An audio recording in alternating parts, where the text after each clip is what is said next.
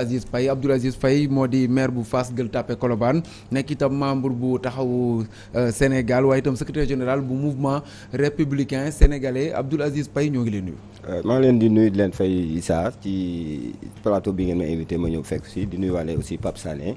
di nuyu aussi seen mboolemi téléspectateurs yi leen di suivre si direct bi ak internet bi di ñaan yàlla aussi mu defal ñu jàmm ak salaam. et que ñi nga xamante ne tey jëpp am na buur teg na leen loxo yàlla na yàlla def ñu dellu seen biir ay kër si kàttanam ak daraja yonentam bu tedd bi sallallahu alayhi wa sallam. allahumma amiin ñëw gis la Abdoul Aziz Faye nga daal di bind di rappeler sax li nga xam ne président Majmout Diop moo ko waxoon ci atum 1958 nga ciy rappeler ci histoire nit ki li nga xam ne itam moo di jafe-jafe yi nga xam ne ci lay nekk yenn saa yi waaye itam naka la war a mën a def ba mën a dugg ci biir taarix ci njeexitalu texte boobule nga def ci l'heure est grave. l'heure est grave boo koy wax xëy na ci wàllum tension bi ngay waxee ana naka nga ko jàngatee jamono ji li nga xam ne moo xew ci réew mi Abdoul Aziz. waaw d'abord dama jàpp ni réew kenn tabaxu ko ci benn bés te tabaxum réew dafa laaj processus bu yàgg te xëy na tey yu bëri dañ ko fàtte ci réew mi xamuñu ne xëy na 1957 ay 48 57 ak 63 61 63 am na ay crise yu amoon fii Sénégal 68 88 93 ba ñu egg ci crise yi ma fàttaliku Majmout li mu doon wax en 58 di xamal nit ñi ne am na fa nga xamante ne buñ ci tolloo ci kër àdduna ba jëfin yi mel leen nenn nit ñi dinañu jóg taxaw jàmbaarloo ak ñi ñu war a jàmbaarloo pour jël ñoom li ñu moomal seen bopp li ma ci gis nag ci loolu mooy dama bëgg ñu delloo ci xel yi d'abord xam ne am réew kenn du ko tabax ci caaxaan kenn du ko tabax ci parparloo kenn du ko tabax ci bañante mu leer d'abord ci boppu nit ñi jàngal aussi askan bi xamal ko ne constitution bu ñu mën a gis ci àdduna peuple bi moom constitution bi yaakaar naa jàngat boobu aussi intellectuel yi war nañ ko commencer def nit ci xam ndax souveraineté bi c'est une souveraineté populaire boo demee ci article 3 constitution Sénégal moom ngay fay fekk ñooñu nag am seen àq ak seen yelleef nga xamante ne ñoom moom le pouvoir exécutif moom le pouvoir judiciaire moom le pouvoir législatif dañuy tollu jamono ñu toog tënk loolu ne exécutif bi yow dénk nañ la lii na nga yem fii législatif bi dénk nañ la lii na nga yem fii judiciaire bi dénk nañ la lii na nga yem fii su jàmbaarloo amee seen diggante nag da ngeen war a dellu si peuple bi moo tax ñuy def référendum pour peuple bi mën a arbitrer mën a wax ban orientation la ñu war a jël donc il faudrait que aussi ñiy jiitu yàlla def ñu leen di fal ci ay moment ci ay époque ñuy bàyyi xel ci loolu bàyyi xel ci souveraineté populaire boobu c'est important. souveraineté populaire bi yaa ngi koy wax mais li ñu gis fan yi mooy benn mbir boo xam ne moo waral xëy na coow am muy procès bu ñuy wax affaire Sweet Beauté Ousmane Sonko ak Adji Sarr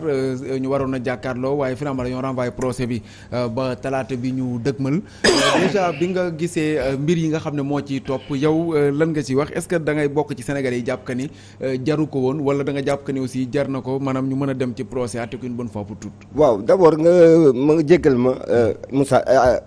Pape Issa d'abord parce que ma jaale d'abord famille Ndiassane ci génn àdduna Cheikh Bekay Kunta bi jaalewaat aussi imaamu Yoff bi di jaalewaale aussi Moussa Gueye bu Yoff di ci toftal aussi doomu Sénégal yi muy alkaati yooyu ak doomu Sénégal yi ñàkk seen bakken ci jàmbaarloo yi jot a am fan yi ñu génn nii di sant yàlla nag bu baax parce que li fi xew waru fi woon xew parce que dafa doy lu tax ma ne dafa doy Ousmane Sonko que je salue au passage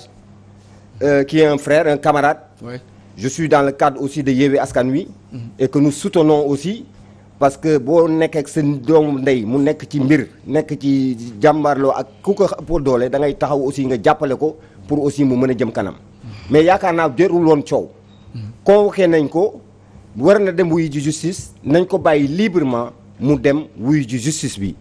parce que aussi li ñuy def nii dafay mel ni Ousmane Sonko sax li mu doon wax mooy bëgg a nekk dëgg parce que bu Ousmane Sonko naan lii yëpp complot la ñu convoqué ko ba pare indi ci ay jàmbaarloo dem na di dem foofu te waxtu wi jotagul dafa mel ni bëgguñu woon sax mu dem donc est-ce que du ñoom ñoo créer des conditions là délétères ba tey ju ñu egg fi ñu war a egg mais li ma ci mën a xamal parce que nit ku ñu woo mu ne nañu def sama intégrité physique nañ ko assurer boo leen assurer sama intégrité physique dinaa dem kooku waxul demul donc pourquoi parloo bu bëri bi damay ñaan rek aussi na force de défense yi et je préfère parler même des services de maintien de l'ordre parce que la notion de force même dafa am une violence une connotation de violence. Effectivement. Moi je préfère les services de maintien de l'ordre que ñu comprendre que seen mission c'est une mission régalienne et soo nekkee ci mission régalienne da ngay war a am une démarche régalienne ba nga xamante ne ordre boo mënti jot si l'ordre est légal tu l'exécutes si l'ordre est illégal tu te mets de côté parce que dara mën la ci topp. mais dafa am loo xam ne dundal ngeen ko yéen ci jamonoy 2017 mooy Khalifa Ababacar Sall fexe na pour en tout cas dugal nañ ko kaso ginnaaw ba bañ ko jugé ba pare condamné ko mu ñàkk ay yenn ci ay droits yoo xam ne xëy na yoon moo ko xañoon ba tax na ñu éliminé ko même ci présidentielle bi nga xam ne mooy toppoon muy bu 2019 est-ce que da ngeen a jàpp que ni bukki bi leen màttoon mooy yot Ousmane Sonko moo tax ngeen bëgg fas yéenee def bloc autour de lui pour mën koo fexe ba ñëpp mën a nekk candidat. xam nga olof dafay wax ne Issa bu ndóobin réew sa maam loo gis muy ñëw da ngay daw. Khalifa profiter aussi de l'occasion pour lui présenter aussi vraiment toute ma fidélité hein. Parce que wane na un courage à un moment donné de l'histoire politique du Sénégal. parce que ñëpp xamoon nañ ne si liñ koy toppee ci ay caaxaan dong lañ koy toppee dama bëgg nekk candidat ñëwal nekk ci fii boo fi nekkul dinañ la jëlee mairie de Dakar et cetera ba ñu egg si lu ñu war a egg. ba ñu egg ci ñaawteef boobu ba mu dem tëdd 32 mois en prison avec dignité avec courage avec lucidité loo ay sérénité donc ça aussi c'est un geste à saluer et di ko massawu si période boobu yëpp mu jàll mais li ci am njeexital pour man mooy lan. tey jii dañu war a jàpp ne si réew mi que Khalifa Sall dina nekk candidat Karim Wade dina nekk candidat Ousmane Sonko dina nekk candidat xëy na kay ki mënta nekk candidat mooy le président Macky Sall. que je salue au passage. la fi ne woon jugagu fi. waaw lu tax article yañ sukkandikoon ba éliminer Khalifa Sall ba léegi mi ngi fi de. xam nga loolu aussi il faut que ñuy wax sénégalais di leen expliquer. parce que man j'étais plénipotentiaire du pôle des non-alignés durant le dernier dialogue politique. bi ñu defee dialogue politique bi ba pare dañ ci tënkoon ay tënk yu leer si nu mu tudd li ñu d'accordoon l'opposition la majorité le pôle des non-alignés et la société civile moo doon nañu revisiter les dispositions de l'article 80 ça c'est un consensus nañu revisiter l'arrêté Ousmane Ngom pour dindi ko de façon définitive ça c'est dans les rapports et ensuite qu'on revoie le dispositif de l'article 29 et 30 du code électoral parce qu'on ne peut pas exclure ay citoyens de façon pérenne et éternellement vitae ce processus d'élection donc loolu acquis la woon ba nga xamante ne aujourd'hui même le président de la République pour montrer son gage un gage de sérénité pour dialogue sax bi muy woote waroon na ko mën a traduire au niveau de l'Assemblée nationale tout de suite que ñu voté loi yooyu tout de suite et que je crois que Sénégal day dellu si jàmm. dinañ ci ñëwaat sax ci dialogue boobu la nga xam ne woote na ko ak kàddu yi ñu ciy jot a dégg ci askan wi Pape Sané dañuy delloo ak yow ca Ziguinchor ndax démb gisoon nañ ko ne en tout cas nit ñi ngi doon jàppante tey jii ñi ngi xaarandi aussi xëy na bu dee yemb na wala fii ak ay waxtu yu néew sunu envoyé spéciaux yi nga xam ne ñoom ñoo ñu demal foofu la ca Ziguinchor ngir xooli climat bi naka la fa tëddee mais par rapport ak li ñu gis quand même mën nañ que ni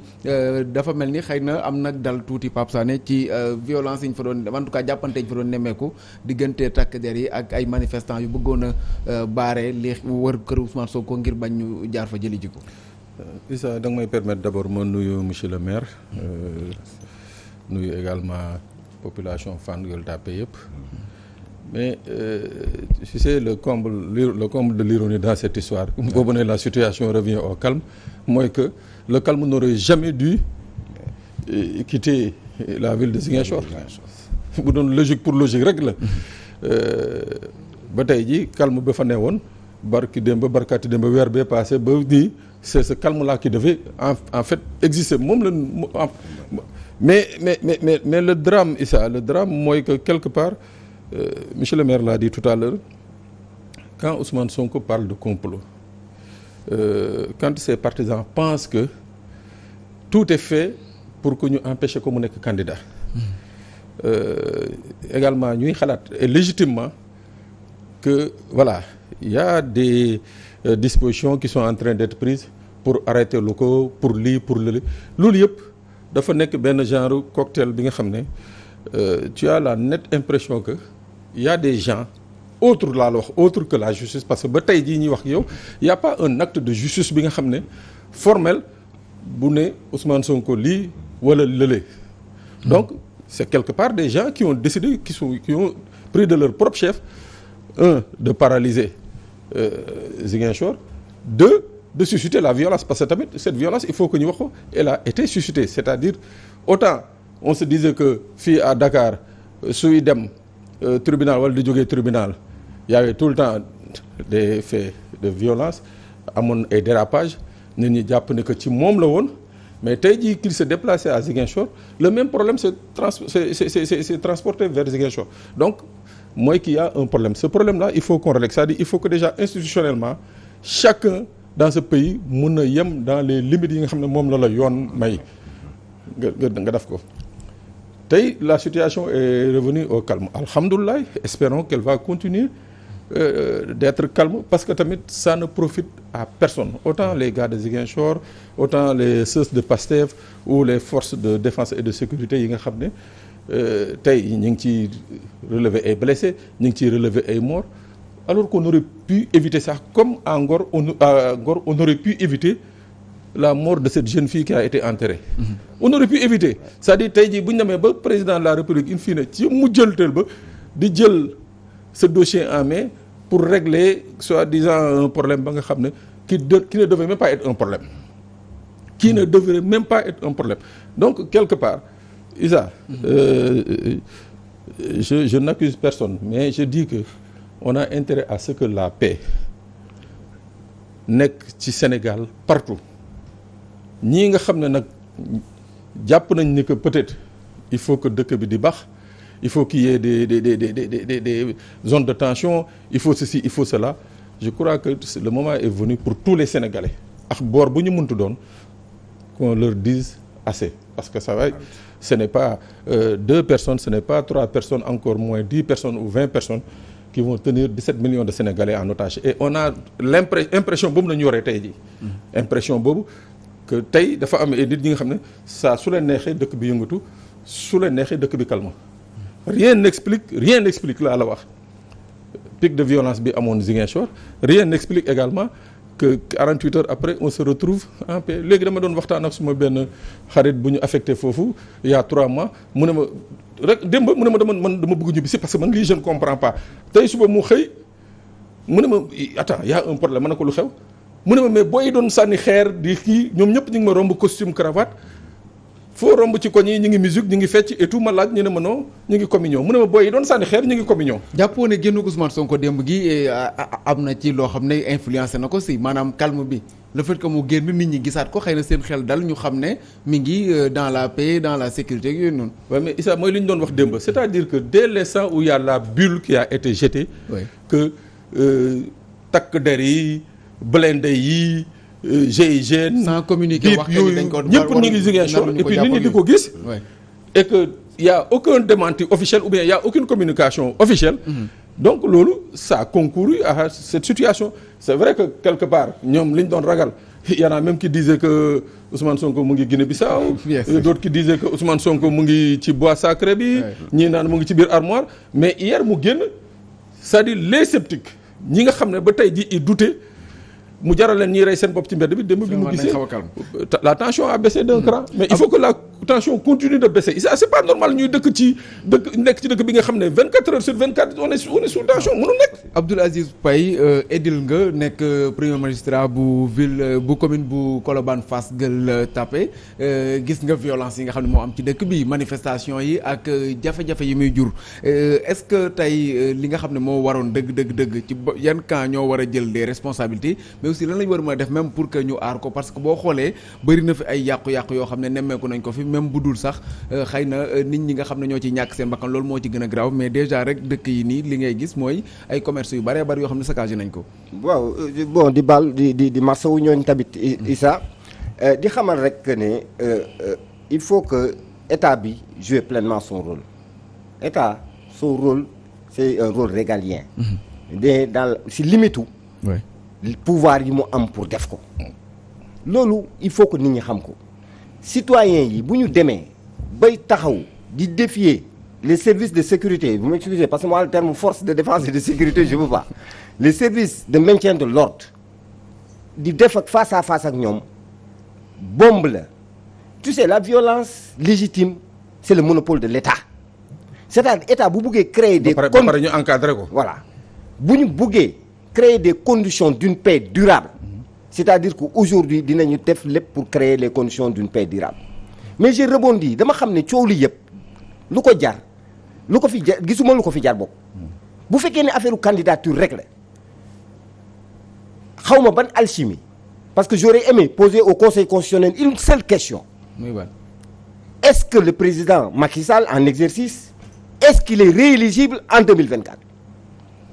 je ne parle pas de candidature. nee na loolu moom non je parle pas de candidature Issa parce que gis nga tu sais il faut que nit ñi taxaw.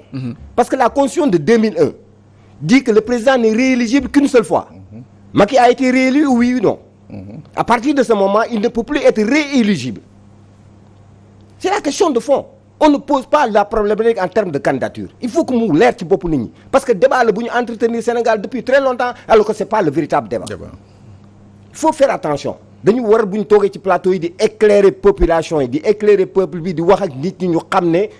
fu ñu li nit ñi xam ñëpp xam nañ ko. mais c'est quoi la différence entre troisième candidature ak rééligibilité boo xam ne moom le président war a am. waaw xam nga la constitution de 2001 ne parle pas de candidature. ne parle pas de limitation de mandat parce que dans la constitution de 2016 si vous regardez bien on met nul ne peut avoir plus de 2 mandats. non dans la réforme constitutionnelle. voilà dans la réforme constitutionnelle. parce que ñoom foofu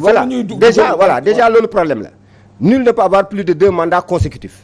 Alors que dans la constitution de 2001 qui a suivi cette révision comme ni ko Pape waxee léegi en 2016 c'est-à-dire Abdoulaye dafa ne woon le mandat du président de la République est de 7 ans il n'est rééligible qu'une seule fois. mais le terme rééligible ce deuxième alinéa là ñoom en 2016 dañ ko dindi. def nul ne peut avoir plus de 2 mandats consécutifs. mais moi je ne poserai pas la question en termes de mandature. Parce que si tu le poses en termes de mandature, c'est-à-dire que la constitution de 2001 ne l'avait pas posé en termes de mandature, mais l'avait posé en termes de rééligibilité. Donc il faut poser le problème. C'est ça la subtilité du droit. Il faut que problème bi ñu poser ko en ces termes. parce que mais voilà bu boobaa nag. nekkatul un débat juridique selon lui. non moom xam nga moom peut-être li muy wax sax du débat juridique xëy na xam na loolu moo tax muy wax du débat juridique parce que bu ko waxee rek. mooy xëy na xam na ne bu ñu poser problème bi ci conditions yooyu le conseil constitutionnel est obligé de suivre son avis de 2016. parce que en 2016 il a dit que non il peut pas. parce que Macky lui a posé la question pour à savoir est-ce que moi je peux m'appliquer la réduction du mandat mais Macky Sall c'est le chef de l'État. Macky Sall ce n'est pas le souverain absolu parce que la souveraineté est populaire. Macky aurait demandé au conseil constitutionnel est-ce que je peux soumettre cette réduction au référendum et le conseil constitutionnel lui aurait dit oui parce que le souverain c'est le peuple. Mais il l'a pas fait. Donc posons cette problématique-là en termes de rééligibilité et on verra la tendance que prendra peut-être le Conseil constitutionnel. dinañ wax sax wàllum troisième mandat bi xëy na gën ko approfondir. surtout donc bu fekkee ne loolu la ci violence bi surtout. jafe-jafe yi bari na lan ngeen jàpp que ni moo war a mën a créer en tout cas benn peut-être bu ñu mënee wax dégel ci dëkk bi nit ñëpp seen xel dal parce que li am tey nii nga xam ne dëkk bi en tout cas pour l'instant dégg guñu ay manifestations yooyu noonu nan lañ mën a def ba mu continuer comme li Pape Sané di ñaan mu nekk lu pérenne. xam nga crainte bi yëpp. bu ñu buggee si on veut être factuel dañuy wax naan parce que xëy na peut-être ab Karim du bokk. xëy na Khalifa du bokk. xëy na Sonko du. mais monsieur le maire dogguma la. mais c'est-à-dire ñi ngay wax ne du ñu bokk yëpp. du yoon. c'est-à-dire il faut que tamit foofu Sénégalais yi comprendre.